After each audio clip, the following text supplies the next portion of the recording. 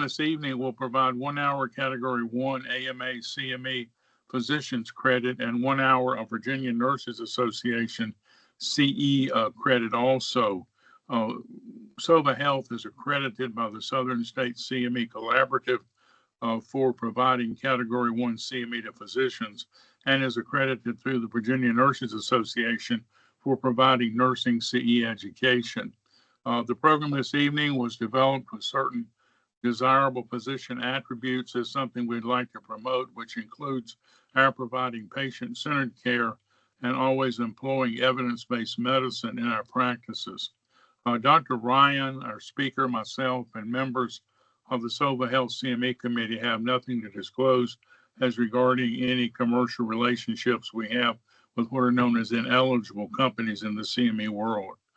There is also no commercial support for this program this evening. This program, like all of our Sovah Health CME programs, is supported by an educational grant from the Ralph Landis Medical Education Fund that resides at the Danville Community College Educational Foundation. Dr. Landis, a founder of the urologic clinic here in Danville, and previously known as the Danville Urologic Clinic, now Southside Urology and Nephrology, upon his retirement, donated a significant amount of money to establish a fund that would provide education for all forms of medical providers and healthcare professionals in our local community. And we're very grateful for Ralph's forward thinking, and we've been blessed by having this support. You will this evening receive by email an evaluation form. We'll also, as I'll show you in just a moment, a way you can access that through a link that I'll explain to you. When you get the form sent to you or you receive it, you will be asked to re-enter your name and your email address. Please give us your full name on that registration because that's the name that will appear on your CME certificate. So no nicknames or short names or things of that nature, please. If someone else is with you tonight enjoying learning from the program and they're not formally enrolled, they are welcome to be part of the program. But please let Mary Ken or myself know that so that we can be sure that we can give them credit for them participating on the program. Mary, a few months ago, introduced another option to help you completing an evaluation form a little more easy. We'll put a QR code in the chat box of the program this evening towards the very end, and you can, with your camera, access the eval form that way if you prefer that. Just to remind you, for the medical residents who are on our call this evening, you do not have to keep up with these CME certificates.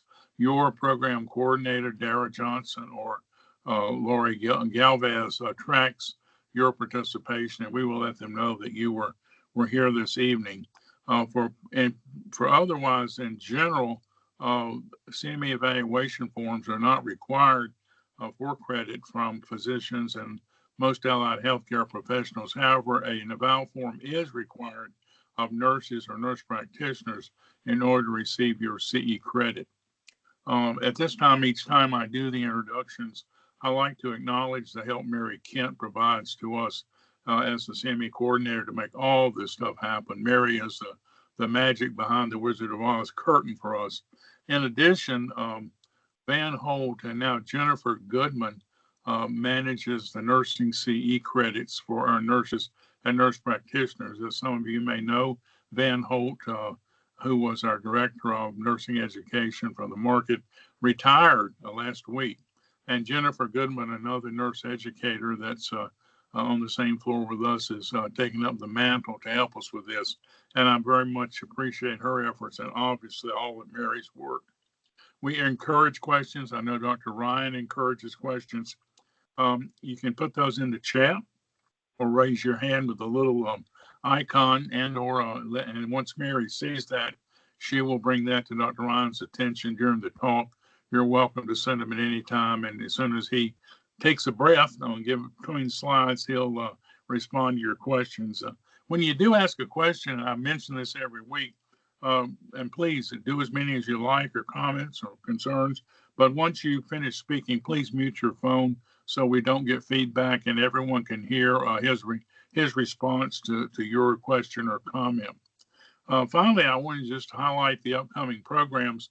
We are going to be doing in a series of neurology topics this month and beginning next month. So next week at the same time and station, Dr. El Husseini, who directs the Duke Telestroke program that we're fortunate enough to participate in and from both of our Sovah campuses, she'll be coming and talking about any new developments in the management of an acute stroke. She'll also be giving some general follow-up on the tremendous success that the Telestroke program has brought to patients in both of our communities, Danville and Martinsville. It's really been a remarkably good experience for these patients. So I hope you'll be able to be on that call next week. And then 2 weeks after that, we're delighted to have Dr. Andrew Liu, another one of the neurologists at Duke, who focuses his practice on dementia, talk about diagnosing and management of dementia, how you sort out the different types, and also the recent exciting information of the FDA approving the first blood test that can helpfully increase knowledge of identifying patients who may have Alzheimer's. And he and I have traded some messages. He'll be talking about the best use of that test, how you interpret it, and what it can mean going forward. That leads us basically to my introducing to you Dr. Dylan Ryan, who is a member of the Duke Neurology Group. He actually hails from New England in the United States, but found his way to Duke University and received his undergraduate degree there in concentrated cell and molecular biology with a parallel degree in chemistry. He graduated cum laude, which from Duke is no small, huge honor and success. While at Duke, he was also a collegiate wrestler and received numerous awards in that activity, including the Dr. Wayne Massey the Duke Wrestling 11th Man Award. He was also the Atlantic Coast Conference Honor Roll member as a wrestler, and also on the Atlantic Coast Conference All Academic Team. You've seen on some of his the slides we've sent out. He has a nickname of Rhino. He told us that came from his wrestling days. Once he finished his undergraduate degree at Duke and his wrestling career, though he continues now to still participate in that, he received his MD degree from the University of Kentucky College of Medicine, but returned to Duke for a stroke residency where he was chosen as chief resident. During that period of time, he received the Wayne Massey Residency Teaching Award. He followed that with another fellowship in vascular neurology at Duke, and also a fellowship in the Duke UNC Envision Stroke Network. This is a collaborative effect of multiple hospitals and centers in Eastern North Carolina and Southern Virginia that come together to improve stroke care and allows them to provide clinical studies for many, many patients. We're just delighted to have Dr. Ryan with us this evening. I see he's got his slides up. If you can put that on the presenter, the full screen, I think you're all set to go. Thanks a bunch. Just click it on slideshow from the beginning. Yeah, so this problem is happening again because on my screen, I see the slideshow. What is it showing on your screen? And we can live with this if we have to, but if you can get it bigger, it's always helpful. Yeah, I would prefer to get it bigger. I just can't see what you're seeing.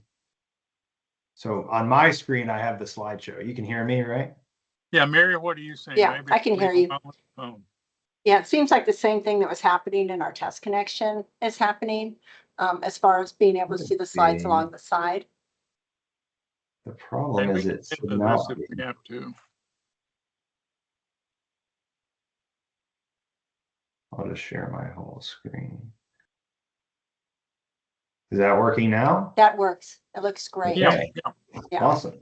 Sorry about the technical difficulties on my end. No problem. My computer has had some issues. Thanks, Dr. Moore, for the very, very kind, too kind introduction. So I said, my name's Dylan. I go by Rhino as well, which is an old wrestling nickname, as said. which has kind of stuck with me during my time at Duke in itself. Our chair says I should get rid of it, but it's a fun thing to still have.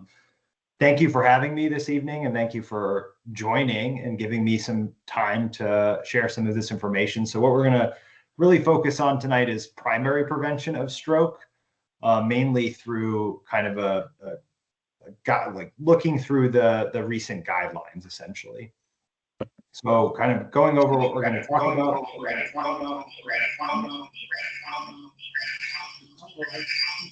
Got some feedback.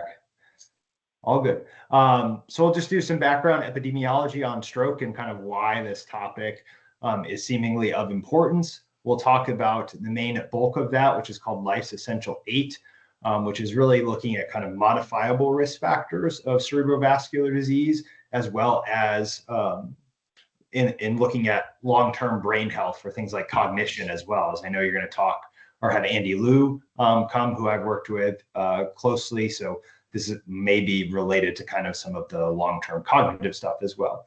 We'll talk a bit about asymptomatic cerebrovascular disease and antithrombotic decision-making, as well as some gender and sex-specific considerations. Much of the graphics you'll see, which we may not go over the entirety of it, come from the 2024 American Stroke Association Guidelines for Primary Prevention of Stroke, which can be found here. So why is this talk really important, or why are we even talking about this? Well, really, it's because stroke is quite common, with 600,000 new strokes in the US per year and a high rate of recurrent stroke. So even within a 1-year time span after stroke, somewhere between 5 and 15% of patients will have a recurrent stroke within 1 year. And stroke is quite debilitating, with a high mortality looking at compared to other diseases, and is a leading cause of disability in the US. Stroke really impacts somebody's overall quality of life, their ability to take care of themselves, to do the things they love to do, things that we don't even necessarily think about, like walking, feeding yourself, being able to turn on something on Netflix. It not only impacts the quality of life of the patient, but as well as the people caring for them, their family, a caretaker. It increases needs for assisted living, and the cost of stroke overall care is quite high when considering our overall health system itself. Stroke also has a higher impact on communities where there are significant socioeconomic disparities, low income neighborhoods, places with more housing or food insecurity, like food deserts. And these are places where it's paramount that we provide high level evidence-based care. When we think about where strokes are happening in the United States, we see this dark purple area that many people are familiar with called the stroke belt.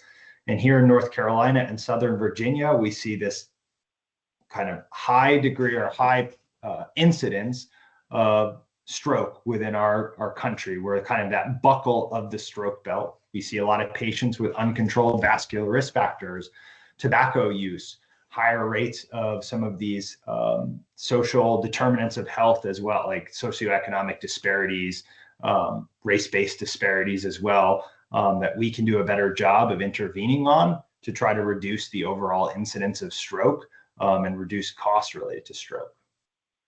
We don't just think, as I've said, about elevated stroke risk as being related to somebody's underlying risk factors. We're going to talk a lot about some of those risk factors today and things we can do in any appointment to kind of address them. But also, as I've hinted at, some things like even access to care, economic insecurities, housing insecurity, food insecurity, adverse events of childhood. All of these things further can contribute to somebody's overall elevated stroke risk and make them somebody we certainly want to screen for some of these conditions. There are other kind of genetic risks as well that we won't talk as much about, as well as gender and sex differences that may change your approach to each individual patient. When we think about the approach to any individual patient that comes into the office, we want to identify behaviors and risk factors that contribute overall to their elevated risk of cerebrovascular disease and stroke. So any adult, and we're going to focus this, I should note, focus this talk on adults. So patients 18 years or older. Pediatric stroke is a much different population. We want to screen for some of these modifiable behaviors, such as substance misuse, thinking about recreational drugs, screening for things like their housing, their job, their diet, different ways they're getting meals, all things that can be used on screening tools even before the visit starts. I know at Duke, before we check in, there are a number of providers who will use surveys to kind of hit at these things. So before anybody comes into the appointment, we can look to address some of these things. In adults between the ages of 40 and 79 years old, we want to screen for certain atherosclerotic risk factors. So a common way to do this, and the way I'll personally do this, is using the ASCVD risk calculator to think about statin uses, which we'll talk about as well. Thinking about the CHADS-2 VAS score for those with atrial fibrillation to think about appropriate management.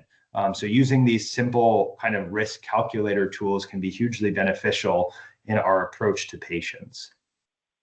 When we think about those initial modifiable risk factors that can impact long-term brain health as well as long-term development of cerebrovascular disease, the AHA has come up with this kind of catchy tagline and graphic to help people remember it, called Life's Essential 8. There used to be 7, but sleep was recently added. So we'll talk about things like diet, exercise, glucose metabolism, so patients with diabetes are at risk of diabetes, obesity, hyperlipidemia and cholesterol management, blood pressure, tobacco use, but we'll also talk about substance use in general. When we start thinking about kind of addressing some of these modifiable risk factors, we'll start talking about diet. And there's 2 diets that really have good evidence that they can lower the risk of stroke in those high-risk populations. Those populations with other risk factors are adults older than 60 with hypertension. So one is the Mediterranean diet. The way I think about this is mainly kind of low-fat proteins, omega-3 fats. So things like chicken, fish, mixed greens, whole grains, cooking in like oils like olive oil. There's really been a good amount of evidence that shows this diet reduces the risk of stroke in both primary and secondary prevention.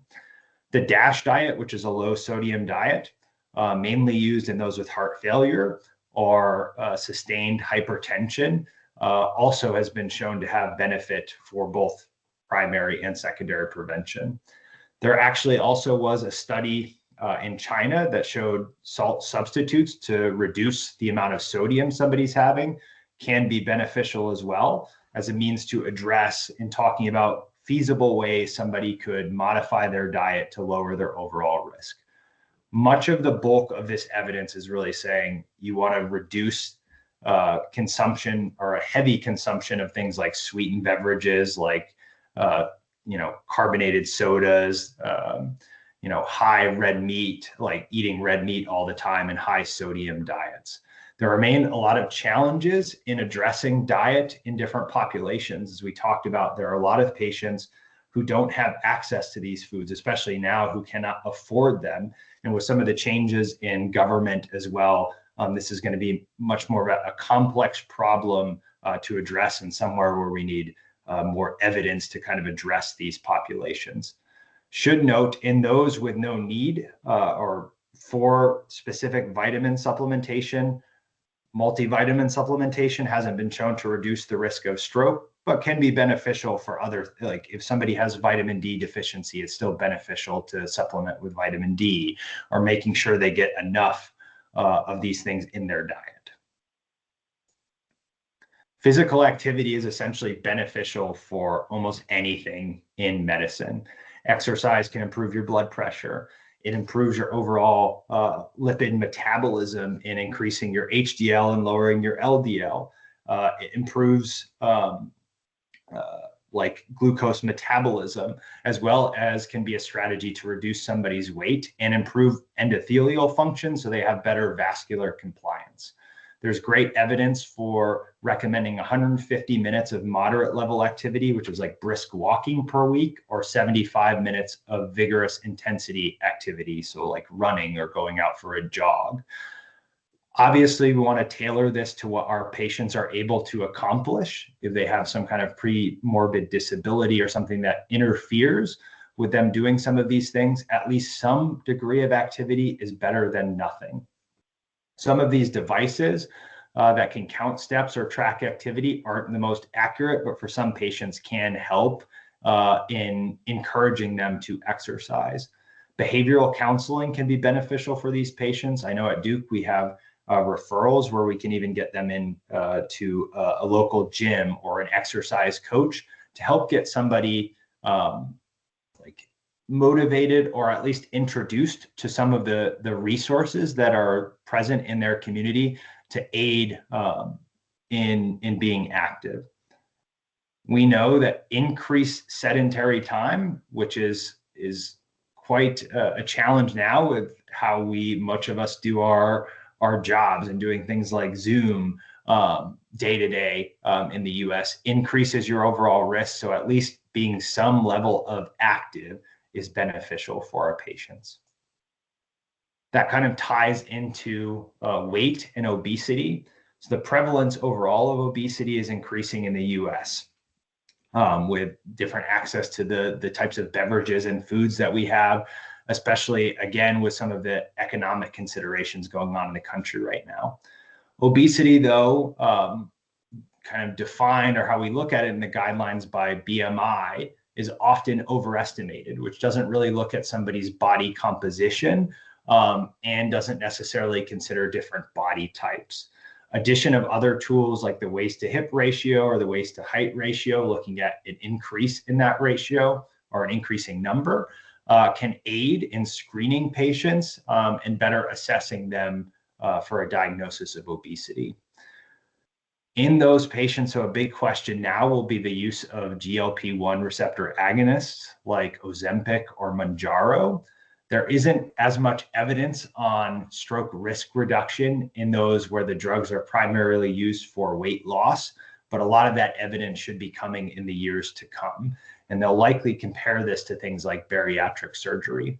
And those who are struggling to lose weight, who are at a BMI greater than 35, you could consider referrals to discuss bariatric surgery to reduce the overall risk of cerebrovascular disease. Sleep was recently added, as we talked about, to make it the essential 8. There's not a lot of great studies, though, at looking at sleep when considering primary prevention of stroke. We do know the rates of obstructive sleep apnea, which is an independent risk factor for things like resistant hypertension, cerebrovascular disease, and other kind of negative health outcomes, is increasing, likely in part to increasing rates of obesity.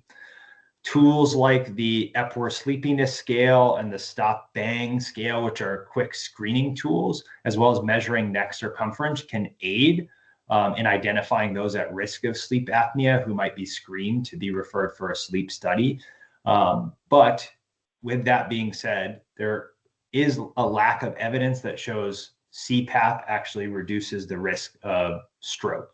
Observational studies have shown that CPAP in patients treated with CPAP with obstructive sleep apnea have had a reduced risk, but randomized clinical trials have not shown quite the same effect. There's actually an ongoing study called Sleep Smart looking at secondary prevention, so not primary prevention, so prevention after somebody's had their initial stroke, which should provide more evidence on some of the utility within these populations. Blood glucose and glucose metabolism is another important consideration, considering the amount of people that have been diagnosed with diabetes and prediabetes in this country, and those walking around undiagnosed as well.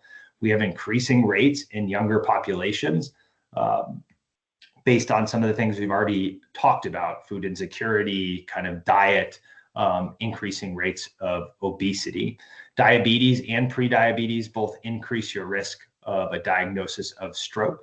The American Diabetes Association recommends screening with an A1C for adults greater than or equal to 35 years old every 3 years. This is where use of GLP-1 agonists for those patients with diabetes and obesity is beneficial. Those agents have been shown to reduce the risk of stroke, things like heart disease, renal disease as well, in patients with diabetes. So in the right population, those who qualify for those medications do appear to benefit. I will say with this, we aim in the kind of vascular neurology world for a hemoglobin A1C less than 7. That's what we'll typically talk to our patients about, which is usual target in primary prevention as well. There is not evidence that more intensive kind of interventions to bring the A1C down less than 6.5 is beneficial to reduce the risk of stroke. A lot of this is related to the cost of care, the risk of negative kind of harm in thinking about things like hypoglycemia and kind of the burden on the individual patient. Evidence for overall lifestyle interventions is lacking in those with diabetes, but again, recommending exercise and some of these other things we talk about are beneficial in general. And then we have a lot less evidence in women and non-white men, which is for much of these kind of risk factors is a continuing problem. Blood pressure is likely the most important modifiable risk factor, which we can intervene upon at almost any appointment. In those patients, in those adult patients, we should screen their blood pressure at essentially every primary visit. Elevated blood pressure, as we know, is associated with a number of negative health outcomes, development of chronic kidney disease, proteinuria, long-term cognitive impairment, things like heart attacks, development of heart failure, as well as cerebrovascular disease and stroke. We like to aim based on a number of trials for a systolic less than 130 and a diastolic less than 80. And those with sustained hypertension, first-line agents to think about would be thiazide diuretics, calcium channel blockers, and ACE inhibitors and angiotensin receptor blockers for first-line therapy. What I really think about as well is tailoring some of these decisions towards your patient. If somebody has diabetes, there's clear benefit of an ACE inhibitor to reduce proteinuria.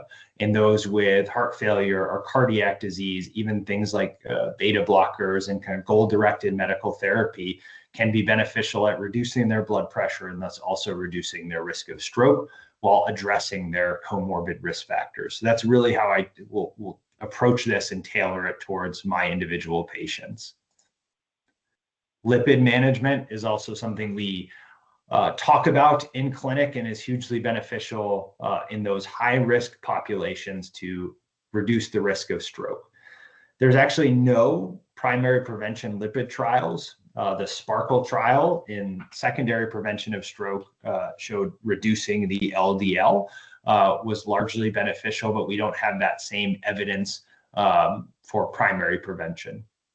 Would recommend statins if somebody's ASCVD risk score is greater than 7.5%, or if they have another high risk feature, diabetes with additional vascular risk factors, and those with an LDL greater than or equal to 190. For those patients with high risk features or who meet some of these criteria, statin therapy reduces the overall risk of stroke and has been shown in a number of trials. Statin therapy in upwards of 20% of patients isn't tolerated due to things like myalgias. A rare number, more rare, is an inflammatory myopathy that patients can get from statin therapy.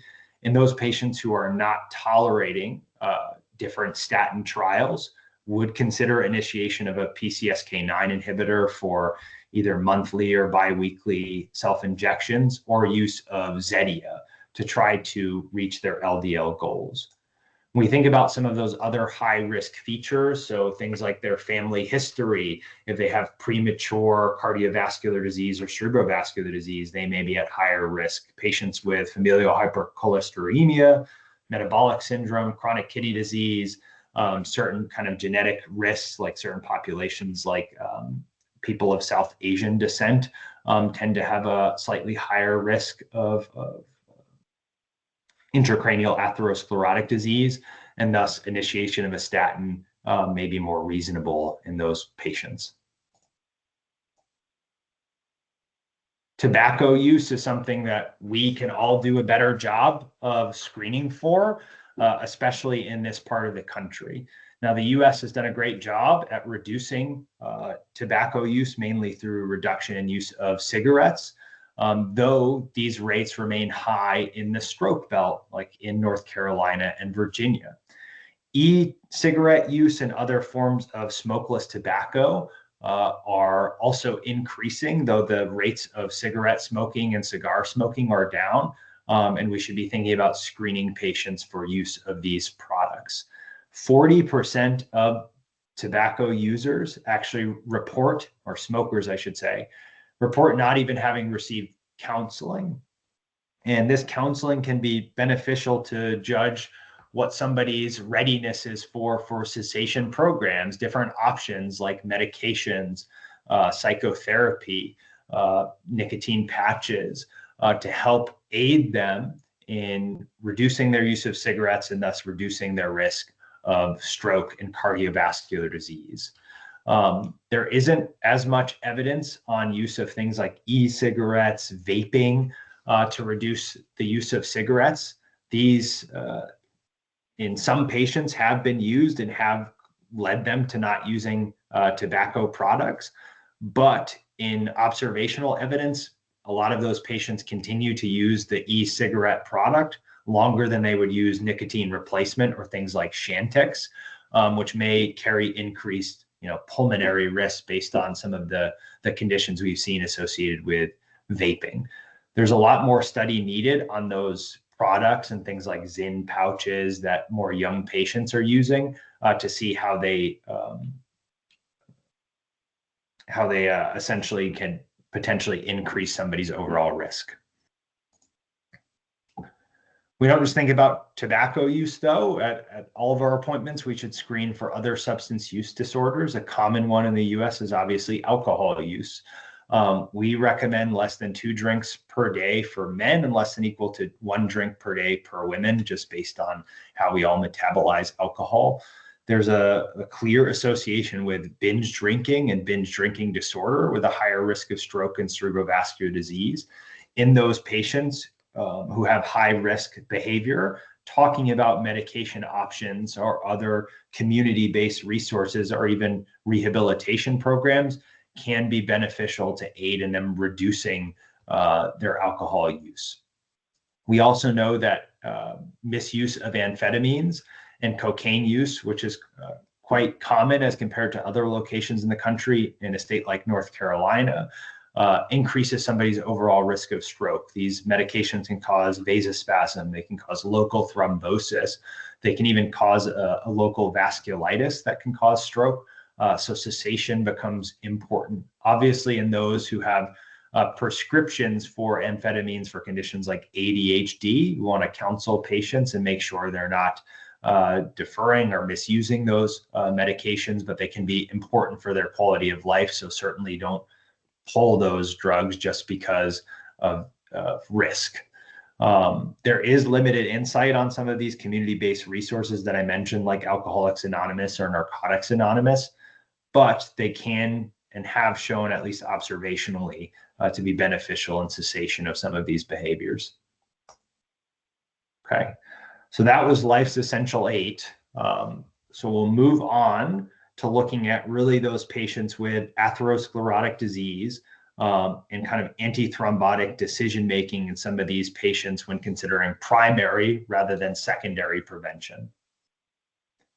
So a common question now with increased use of imaging, which we'll get into as well, is antithrombotic use. So whether that's antiplatelet drugs like aspirin or ticagrelor or Plavix, and kind of reflexively putting patients on these drugs because of their preconceived risk, or reflexive use of mainly oral anticoagulants like the DOAC drugs like apixaban. Previously, patients would be on warfarin for things like heart failure, and how these might impact somebody's overall risk.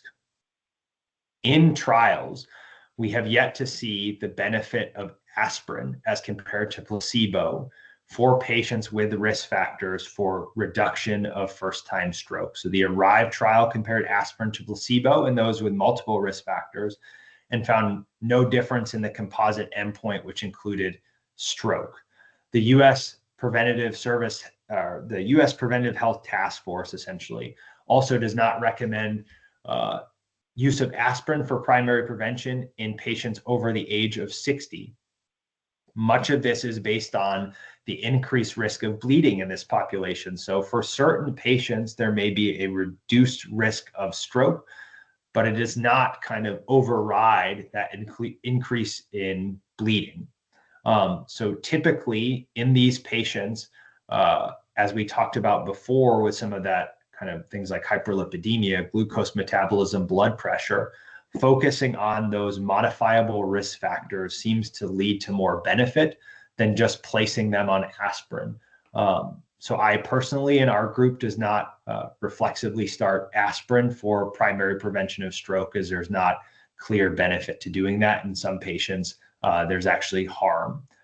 In those patients with reduced ejection fraction, there's been a question of placing them on anticoagulant therapy, the idea being that there's stasis in the left ventricle that could increase the risk of stroke.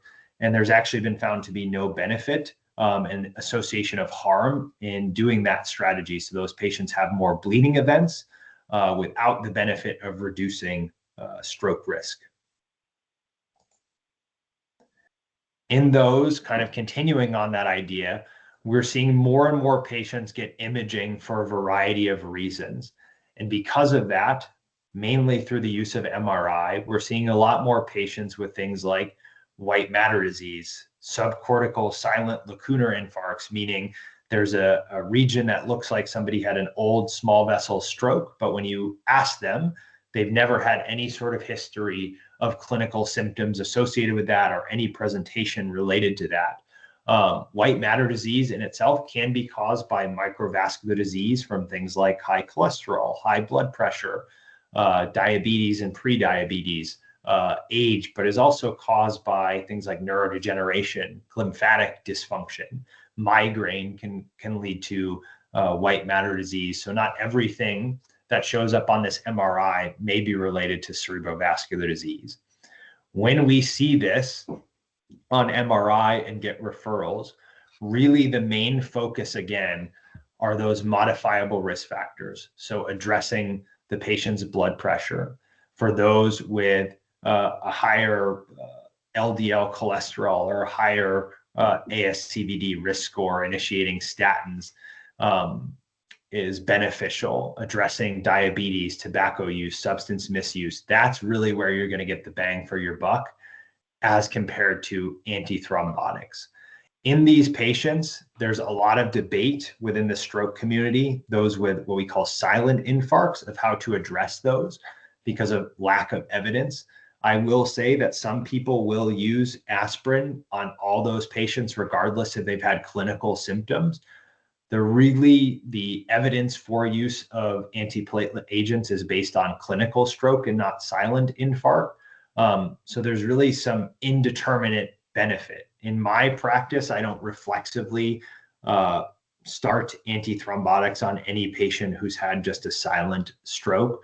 Really try to do a more holistic review, may aim for a lower LDL target like 100. Now that's not clearly evidence-based, but almost treating them kind of like a stroke patient and considering further other kind of workup considerations like vessel imaging at that point to assess their overall risk before I just reflexively treat them like a clinical stroke patient.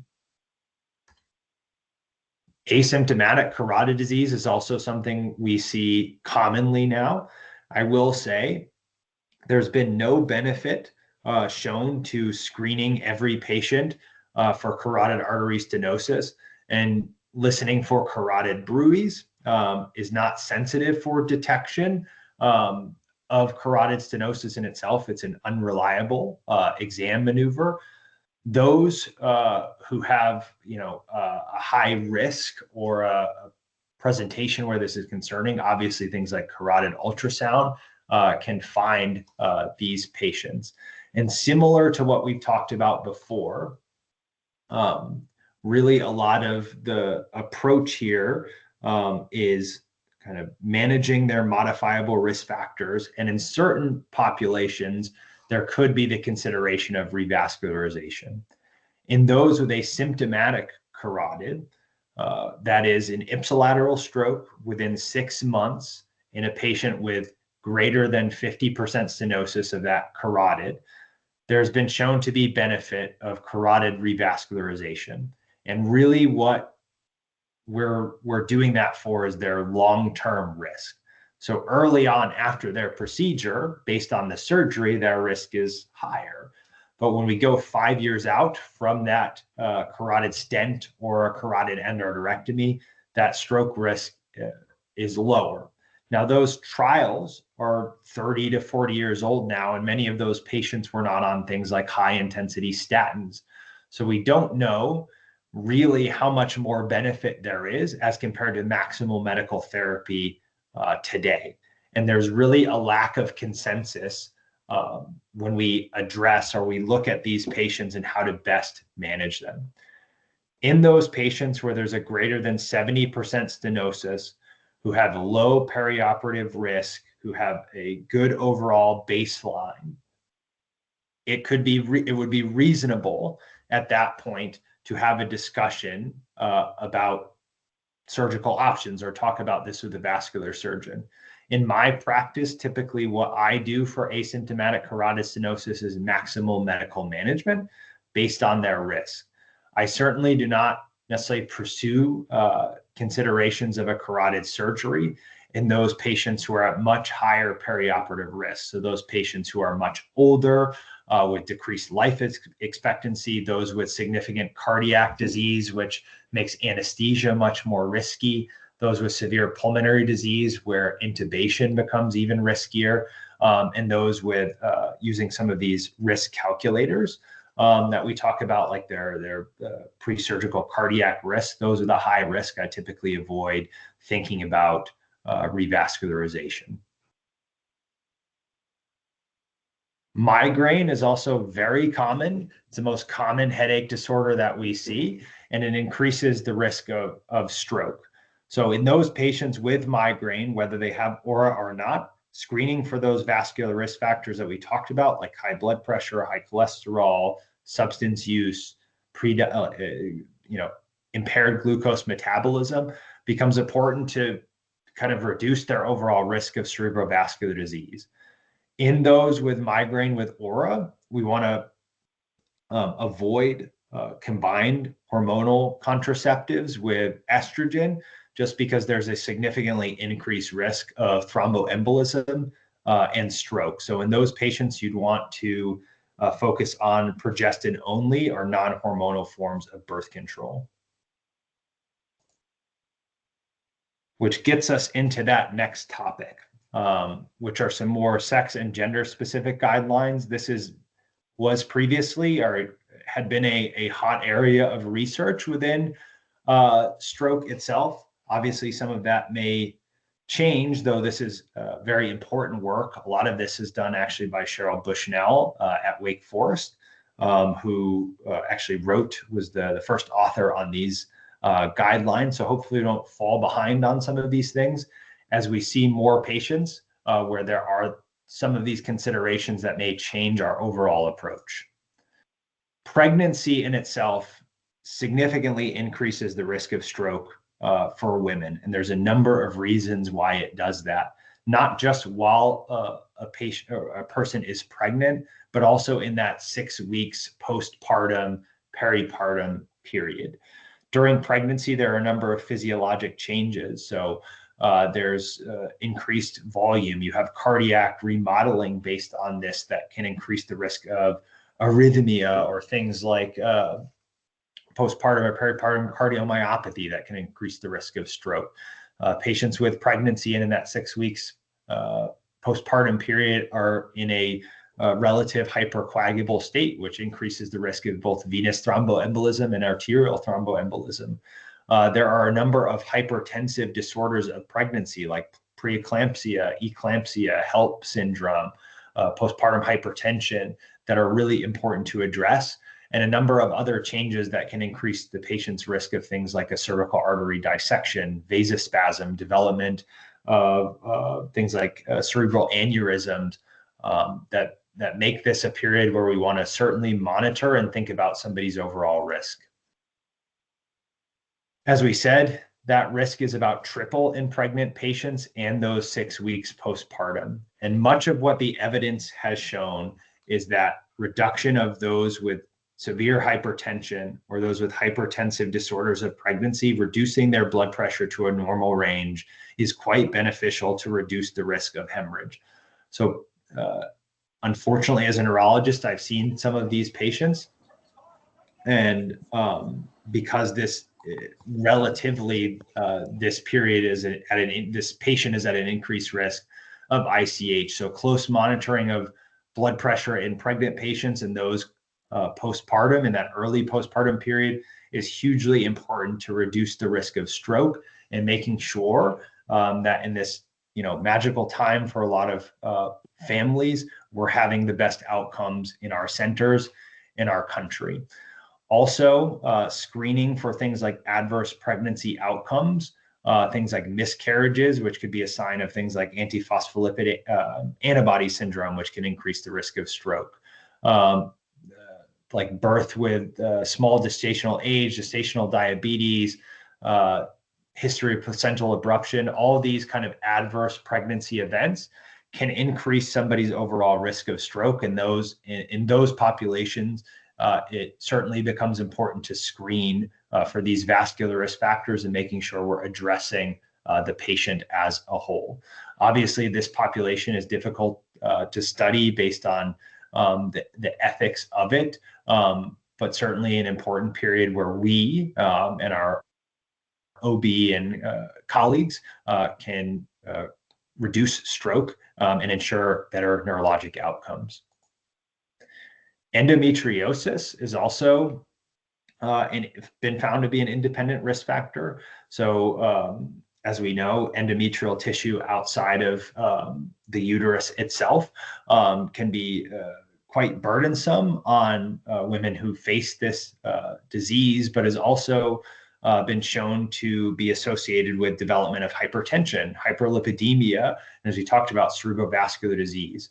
There's a lot of data that's been, or I should say there's a lack in data within this field, as this is kind of a developing science, and it's unclear whether medical management or surgical management in these patients reduces the overall risk of stroke. At this point, much of it for addressing this condition would be up to the individual provider, but thinking about screening for other vascular risk factors in this population could overall reduce the risk of stroke. Hormonal contraceptives are quite commonly used in the US, and 65% of women between the ages of 15 and 49 report use of a contraceptive. These drugs have a lower risk of stroke, or lower rates of stroke with use of these as compared to pregnancy, but can increase somebody's overall risk. In those with specific risk factors like smoking, hypertension, migraine with aura, you want to kind of obviously address those concerns, but tailor the decision-making on contraception towards those conditions. So with migraine with aura, avoiding estrogen-based compounds, and those who have a tobacco use history, also avoiding those compounds because they can be additive in thinking about the increased risk of stroke with use of these drugs. The combined hormonal contraceptives with estrogen, there's a dose-dependent relationship. So the higher the dose of estrogen, the higher the overall stroke risk. So in those patients at higher risk, reducing that dose as much as we can to still get benefit can aid in reducing their overall risk of stroke. Here's a table that's beneficial that when asked these questions, I will even cite to look at. So many of these therapies are quite effective when thinking about contraceptive effectiveness. But as we see, those therapies with those higher doses of estrogen, so greater than 50 micrograms, carry the highest risk. Certainly in those with a history of stroke or cerebrovascular disease, often myself and my neurology colleagues will focus on progestin-only compounds, but we want to tailor this to somebody's overall kind of risk benefit based on their comorbid conditions. Early menopause and reduced reproductive age has also been associated with an increased stroke risk. So screening patients based on that, if somebody's having early menopause for things like premature ovarian failure, can be beneficial to inform their overall risk of stroke and then evaluate their modifiable stroke risk factors to try to prevent some of these bad outcomes. Menopause itself has been associated with some of these vascular risk factors, like an increase in their LDL and development of hypertension. And obviously, there can be a lot of blood pressure variability for some of these patients who are undergoing significant vasomotor symptoms. Estrogen therapies can be beneficial for these like hot flashes, sweating, the discomfort associated with that. In those patients who are older than 60, who are more than 10 years out from menopause, there's a high risk with these oral formulations of estrogen and thus should be avoided to reduce the overall risk of thromboembolic disease. This is a useful kind of paradigm in thinking about those patients who have severe vasomotor symptoms, who may be at risk, who could potentially benefit from estrogen-based therapies. So we'll typically avoid in those with a history of like DVT, breast cancer, significant liver disease, avoiding those estrogen-based compounds in those patients without clear contraindications, who are younger than 60, who are less than 10 years out from menopause. You could consider oral or transdermal formulations. The transdermal formulations do seem to have a lower risk of stroke as compared to the oral kind of systemic formulations. But obviously, the patient will want to tailor this with the prescribing provider to make sure we're most addressing their quality of life and thinking about their overall risk and benefit. We're encountering more patients who identify as trans as well. We do know through evidence that gender-affirming hormonal therapy can be life-saving for patients. And thus can be really important to their overall quality of life and their sense of identity. We do know, as we talked about before, that estrogen therapy can increase the risk of thromboembolic disease. And we know in looking at, I shouldn't say we know, in looking at evidence based on comparing trans women to cis women, those using estrogen hormonal therapy had an increased prevalence and incidence of stroke as compared to cis women. This is a small population of patients, so there's a lack in very specific studies addressing this concern. But what I kind of think about is coordinating for those patients who may be at higher risk. A coordination between us and neurology and use of endocrinology or in talking to the patient can aid in optimal dosing to try to understand their identity, the benefit they get from this therapy, making sure we reduce the risk of some of these things like stroke that can be obviously quite negative on their overall quality of life. So working with the patient, understanding the risks and benefits, clearly communicating in a multidisciplinary fashion, I think can be quite beneficial in addressing health concerns in trans individuals, or mainly trans women, I should say. We think about testosterone replacement, so both in those with hypogonadism or older men, like infertility treatments as well, in trans men. This is becoming more common.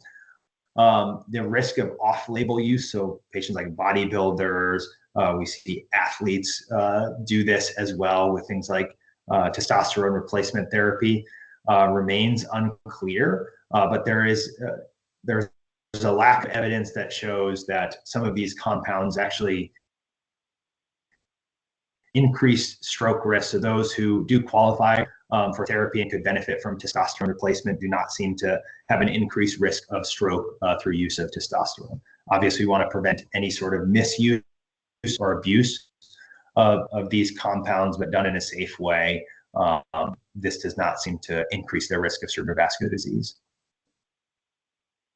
I ran through a lot of information. Hopefully this was helpful. Some kind of key conclusions. Much of the bang for your buck in primary prevention is looking at that catchy life essential 8. So screening for modifiable risk factors and addressing those in high risk patients.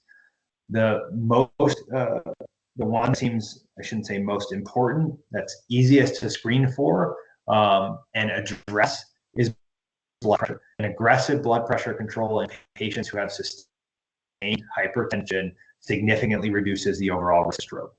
We don't only want to screen for these modifiable risk factors, though. We want to make sure we're screening for lifestyle factors and other things that impact a patient's social determinants of health, like mood disorders, which we didn't talk much about, but housing insecurity, food insecurity, job security, their family situation, substance use and misuse, to best address comprehensively their overall risk of cerebrovascular disease. I don't recommend, and the primary prevention guidelines don't recommend reflexive antithrombotic use with antiplatelet or anticoagulant medication, as the risks seem to outweigh the benefit in this population. And as we talked about, there are key gender-specific and sex-specific differences in management in the approach to women as well as trans women that impact the overall risk of stroke. Those are my references, and I am happy to take any questions. Dr. Ryan, thanks so much. From what you presented, it's really just doing a comprehensive American Heart 8-dimensional cardiovascular risk screening is the biggest message, and not putting patients, unless there's an indication, on the antiplatelet therapy, such as the baby aspirin that previously was commonly given to a lot of people, thinking it was doing something magical. Folks on the call tonight, just FYI, we're getting a little breakup in the audio. I don't think that's Dr. Ryan's problem. I think that's just the internet volume burden right now, and we can't do anything about that. But so don't get upset with us about that. I think that's just a flow issue with the system. Are there questions from anyone in the on the call tonight? This is your chance to talk to someone that does this a lot and keeps up with everything emerging in the literature. There's a question in there, Mary, there in the chat.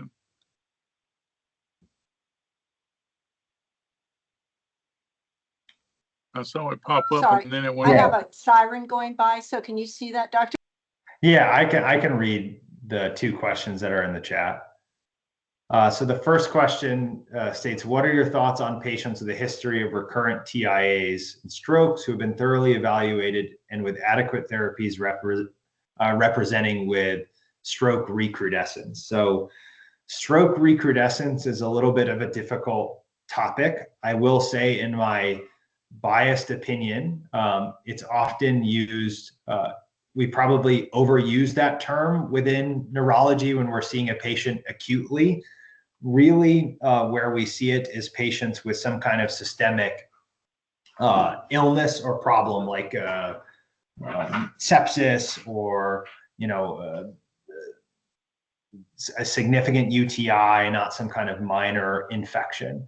Often patients can have stroke within the same vessel territory that they had before, especially if they have atherosclerotic disease or unstable plaque. So if somebody is showing up with sudden onset, new focal neurologic symptoms, even if they're similar to before, we want to make sure, like within that setting, we're doing a thorough evaluation, getting a full exam. If they're the same symptoms as before, often in neurology, we'll do some kind of metabolic workup. In those who do qualify for acute therapies, like in a hospital setting, I still aim, as long as there's not contraindication, to treat them like an acute intervention. If in the end we do a workup, find some clear cause with treatment of that cause, the patient does better, I still continue their It's just that, I want to get like 10 hours CME because if I get more hours, I'll have a PTO day off. So, for my program. Yeah. So, Mary, can you mute that person? I'm just. All good. I will continue their therapy at that point. I will, like, with whether it's aspirin or if they were on Plavix, high intensity statin therapy, reduction in blood pressure, kind of not changing at that point. I'll explain it to patients as like when somebody has an old knee injury. I'm an athlete. Former bad athlete, I should say. Like it's like the scar in the brain that when they're sick sometimes can act up. But I don't necessarily change their therapy if that's the question, if I diagnose them with recrudescence. I hope that addresses. That was a bit of a verbose rant by myself. The second question was, is 90 days of dual antiplatelet therapy still the recommendation post-stroke? So dual antiplatelet therapy in secondary prevention we'll use in specific situations. So in those with what's called a high risk TIA, so there's something called the ABCD2 risk score, which uses age, blood pressure, the patient's clinical symptoms, so weakness or speech difficulties, the duration of their symptoms, so the longer the duration, the more high risk it is, and diabetes. If that's greater than or equal to 4, or they have a new stroke within a NIH stroke scale less than 3, some people use 5 now based on the INSPIRES trial or the THALES trial. We'll use dual antiplatelet for a period of 21 days, making sure we load Plavix. Some people you could consider using THALES to go out to 30. Why we'll typically do 21 days, or I'll do 21 days, is the point and chance studies. There was a pooled analysis of those, which looked at DAPT in this patient population. And the bleeding risk seems to outweigh the reduction in stroke that you see beyond 3 weeks. So we'll aim for that 21 days. 90 days is sometimes used based on a trial called SAMPRIS, which looks at patients with intracranial stenosis with an ipsilateral stroke, with a stenosis between 70 to 99%. Now, this trial didn't actually compare DAPT to single antiplatelet therapy. It was actually an interventional trial. So the reason that the control arm was on dual antiplatelets was because it was a stenting trial. And patients who got stented had much higher mortality and kind of 30-day complications. There was a comparison of the results of that trial to a trial that looked at aspirin and warfarin. The name is escaping me now, I apologize, where there was some hint that perhaps doing 90 days of DAPT was beneficial. So the only, I typically won't extend that long. A lot of my colleagues will, but it's for patients with intracranial atherosclerosis and an ipsilateral stroke. In those patients who just have stroke, who don't qualify for one of those kind of guideline-based approaches, we'll use just single antiplatelet therapy unless they have an indication for anticoagulation. And then the third question was, can you clarify the CPAP therapy for obstructive sleep apnea and lowering the risk of stroke? And I probably should have been more clear about this. So there's an ongoing trial called Sleep Smart, which is looking at early CPAP to reduce the risk of stroke. So part of the reason is obstructive sleep apnea can increase rates of things like hypoxia, can be a contributor to resistant hypertension, things like cognitive impairment. There actually hasn't been a randomized trial that has shown CPAP therapy has actually reduced the risk of stroke in either primary prevention or secondary prevention. There's obviously benefits or been shown to be benefit for other reasons in those patients with obstructive sleep apnea. but there's a need for more actual study of the therapy specifically looking at stroke, and hopefully this ongoing trial will help answer that question. Other questions or comments from anyone on the call this evening? Let me ask you one last thing, and when this was released last year as the quote new and updated American Heart Guidelines, which is what triggered us to do the program, can you say in a nutshell what's the essence of the new stuff that you presented to us versus the old? I mean, what's the glaring newest things coming out of the quote these new guidelines? Yeah, so I think a lot of the, as compared to the old kind of 2019 guidelines, some of the newer stuff is looking at more of the kind of sex and gender specific risk factors. Right. So pregnancy, like we knew about hormonal contraceptives, but some of these kind of adverse pregnancy outcomes, those as risk, there's a lot of developing evidence there. So it's still not, as you saw in some of those tables, not the strongest evidence itself. Sleep was added to that life's essential 8, but that there's still, even based on that question that we got, a lot of evidence that needs to be developed there itself. And then I'd have to think back to 2019. I mean, some of it is a little bit more evidence on things like like the reflexive use of aspirin and kind of the discussion of silent cerebrovascular disease. But other than that, a lot of it is pretty similar blood pressure goal, similar use of kind of risk calculators for statin therapy, kind of glucose metabolism. So there's not too much that's at least changed within the guidelines for risk reduction based on those modifiable risk factors. Right. Well, thanks. Any final call, last call? Any questions, comments, concerns before we thank Dr. Ryan again and bid him good evening? Okay, well, thank you all for being on the call tonight. I hope you will rejoin us next week for the second in the series of 3 neurology programs. Next week, we'll talk about acute stroke when events actually happening, how that's handled now, are there new ways to do that, new guidelines, and then how we've been doing with the wonderful folks at the Duke Telestroke program, and then dementia in June. So thanks for being with us. Please take care. Tell the residents when we gather, please be careful out there. And we hope to see you back in a week. Dr. Ron, thanks so much. Great job. Bye-bye. Yeah, thank you for having me. Enjoy your evening.